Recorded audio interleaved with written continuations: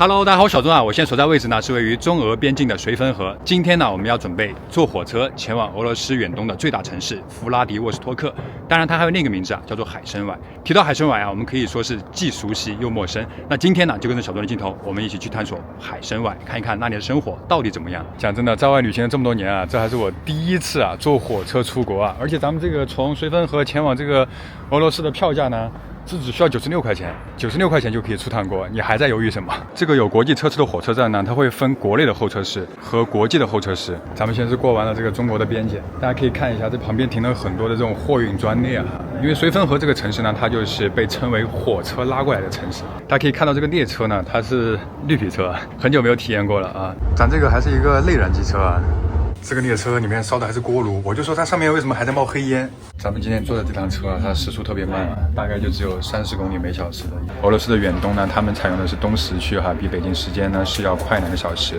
你别说啊，这风景还挺好的，虽然这个车开的比较慢吧，但是可以好好的欣赏一下风景。到站了，成功入境。这一到火车站就看到一辆这个马修卡，上了一辆阿尔法，这大哥也是东北的。这路况我以为回到了非洲呢。你看，这拉的全是中国的汽车。对，折腾了一天啊，终于到酒店了。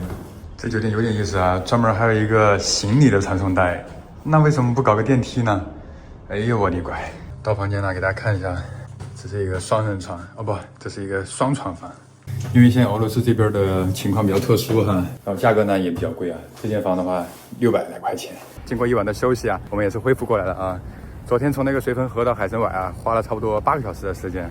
弗拉迪沃斯托克呢是背靠西伯利亚，临近中朝边界，三面都是临海的。这个地理位置啊，可以说是得天独厚啊。所以这座城市呢，自然而然的成为了俄罗斯在远东的最大的港口城市，同时呢，也是俄罗斯通向远东的门户。咱们现在看到这个建筑呢，是海参崴的火车站啊，建于1912年。可以说是见证了海参崴这座城市的历史啊。我们现在身后这个车头呢，是一个蒸汽机车的车头啊，是在2战期间由苏联设计师设计，在美国制造完成的。在1963年前，西伯利亚大铁路上，奔驰的车头就是它。我们现在所在位置呢，就是西伯利亚大铁路的终点啊，9288公里处。然后这条铁路呢，修了有14年啊，在1905年才建成的。当时参与这个铁路的建设呢，也有不少的华工啊。说起这个西伯利亚大铁路啊，它也是全世界最长的铁路啊，跨越了8个时区，需要坐8天时间才能到，所以这个也是一个不小的挑战。如果本期视频点赞过多少万，小钟就去体验一下。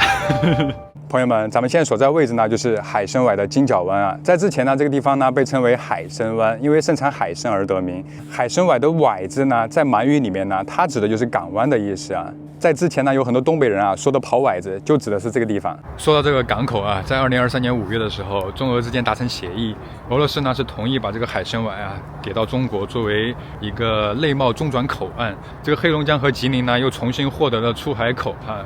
大家可以看一下，在这个海参崴啊，他们就是又舵又行啊。大哥，你是专门从乌兹别克斯坦过来工作的吗？在弗拉迪沃斯托克开这个网约车收入怎么样？像他们从乌兹别克斯坦过来开这个出租车的话，大概一天能挣个4000卢布，就300多块钱，一个月的话大概在1万块钱左右啊。在这个海参崴街头呢，有很多的这种2手的日本车，你看它的方向盘啊都是在右边的，右舵的。这是街头的长安汽车，这边是理想，这也是国产车，这是一个仰望，是不是？可以啊，这里还有一个小米预期，这车在俄罗斯你敢信？终于看到了一辆本土产的拉达呀！在这个海参崴走着啊，就感觉像是在重庆啊，它是一座山城，很多上坡下坡的。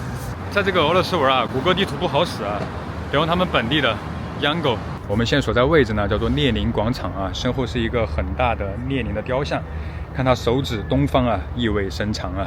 这个雕像呢，也可以说是一个时代的标志啊。在苏联时期呢，全境啊是有1万多座列宁的雕像，但在苏联解体之后呢，拆了只剩4座了啊。这个就是4座里面最大的一个。我们现在所在位置呢，就是海参崴的中心广场，也叫做胜利广场。这个广场的地标呢，就是我身后这个雕塑了。中间呢是一个苏维埃红军战士，左手拿着军号，右手擎着这个苏维埃的旗帜。在两侧呢是水兵的一个群雕。这个纪念碑呢是在1961年建的，为了纪念俄国的2月革命和10月革命。咱们正前方呢是海参崴的主显圣容教堂，大家看它这个金顶啊，就是典型的俄罗斯东正教的洋葱头造型，很有辨识度啊。在俄罗斯这边呢，很多送外卖的他们都是走路的，也不得不说他们还是挺松弛的。有他们这个外卖走过去，菜都凉了吧？兄弟，你有多少岁啊？你看着很帅啊。20 years， 20岁。我是一个游客哈，我只是很好奇，就是在俄罗斯送外卖的话，大概一天能收入多少钱呢 Around 4,000 rubles. 哦，4,000 rubles， 就是4000卢布。4000卢布的话，合人民币就300多块钱一天 ，one day。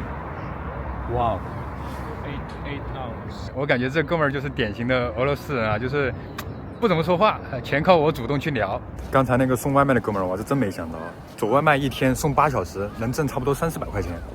咱们可以看一下，这下面停的呢，都是一些从日本啊或者韩国进口过来的一些二手车，都在这个港口停着，等着清关。因为这个制裁的关系呢，俄罗斯的进口渠道少了很多。这个叉车上面写的也是航材啊，也是中国的。这个是海参崴的一个 C56型潜艇，这是我第一次参观潜艇。据说这艘潜艇呢是击沉了10艘敌舰啊。这个就是舱门，好像不是那么好进。这就是潜艇的内部，这是潜望镜啊。我身后这个位置呢，也是之前周杰伦《只战之殇》MV 的拍摄地。周董在这儿呢也有一张剧照，只能说周董的创作真的很会啊，选了一个潜艇，而且是一个2战时期功勋卓著的潜艇，作为这个《只战之殇》的一个拍摄地，很有意义啊。就是每次进这个潜艇的不同的舱室啊，进来都是比较困难。哇，吓死我了！我的乖！我进来之后一抬头看到一个假人，哇！这个是不是他们以前的作战会议室啊？这有一个桌子，然后有几排座儿。这个地方呢，就是那些海军的床铺，然后旁边呢躺着的就是鱼雷。这个鱼雷呢会通过这个推进器被推送到这个发射舱，然后 biu 就出去了啊！这儿一共有4个发射舱啊，朋友们。这边还有一个鱼雷的剖面图，就是把它的机械结构都展示出来了。这个门票呢也很便宜啊，就是200卢布。20块钱不到就可以参观一个潜艇啊！大家知道这个俄罗斯呢是有4大舰队：北方舰队、黑海舰队、波罗的海舰队，还有这个太平洋舰队。海参崴呢就是作为俄罗斯海军太平洋舰队的司令部所在地啊。不知道这个军舰它是个啥用途啊？有知道的朋友可以给我们打在弹幕上啊。在这个俄罗斯军舰旁边呢写了个1860啊，这个1860对于中国人来说可以说是记忆深刻。说实话，到海参崴这个地方来旅游啊，心情都是很复杂的。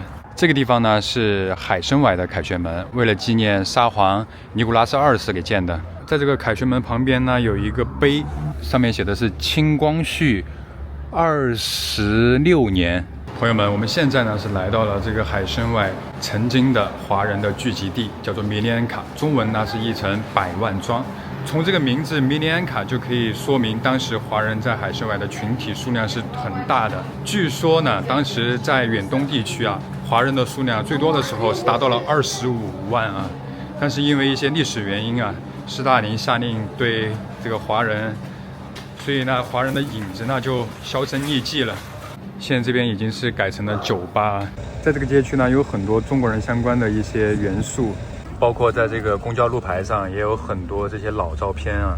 现在在这些街区呢，还有一些这个以前清朝人的一个雕像。就大家先看这些房子哈，在100多年前呢，就是有中国人在这儿居住的地方。我们现在所在位置呢，就是杰伦界口的 MV 拍摄地，现在已经被废弃了啊。海参崴这个城市呢，虽然说作为俄罗斯远东的最大城市，也是他们的经济、政治、文化的中心，但它的人口呢却只有60万啊。它的年 GDP 总量大概在70亿美元左右，算上它的人口60万，那人均的话差不多是有个1万来美元。在海参崴有一个明显的感受，就是这边人不是特别多，但是车很多哈。一个60万人口的城市，居然堵车堵得很厉害。咱们现在看到这个大街呢，叫做斯维特兰大街啊，是整个城市最繁华的商业老街，被誉为是俄罗斯建筑艺术的博物馆。漫步在这个街头啊，就像走进了欧洲文艺片的感觉。讲真的，这个俄罗斯的美女是真多啊。这也是个美女啊，我的天，太有气质了。这对面呢有一个珍珠奶茶 Bubble Tea， 也写了中文。这儿也是卖珍珠奶茶、水饺的。这个是俄罗斯的麦当劳啊，现在改名叫好吃点了。朋友们，我们现在是来到了这个海参崴的最南端啊，这里呢也是亚欧大陆的尽头。但世界上呢有很多的尽头啊，等着你我一一的去解锁啊。本来想给大家飞一下这个无人机，拍一下这个灯塔的，直接窜海里去了，不知道啥原因，直接就栽进海里了。在旅行中呢，会遇到很多的这种不确定的因素哈，我觉得就是遇到了就接受，不要因为这个事情影响心情。这说明呢，这个飞机啊也走到了它的尽头啊。在这个世界的尽头有一个好的归宿，葬身大海。都说这个海参崴的帝王蟹很便宜啊，咱们现在就去看一下到底有多便宜。咱这个是咋卖啊2500卢布1公斤。这只的话，兄弟说是差不多1.5公斤，就吃你了。咱称了一下，1.61公斤，多少钱来着？螃蟹4025，合人民币的话就是差不多300出头，1斤的话就100块钱左右，真的还是挺划算的。这个螃蟹呢是直接水煮的啊，真正的美食呢只需要简单的加工啊。吃这个帝王蟹还是挺爽的，毕竟它有那么大嘛。朋友们，你看一下这蟹肉棒，这才是真正的蟹肉棒啊！我的天，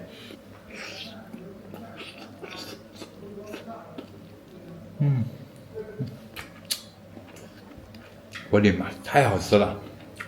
就这个你是真的能吃到海鲜的鲜甜，什么都不用加，白水一煮，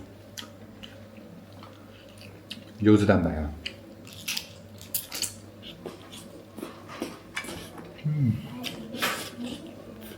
老板做了一个蟹肉炒饭，上面还撒了鱼子酱，鱼子酱蟹肉炒饭。小钟也是好起来了啊，颇飞入欧了，颇飞入亚。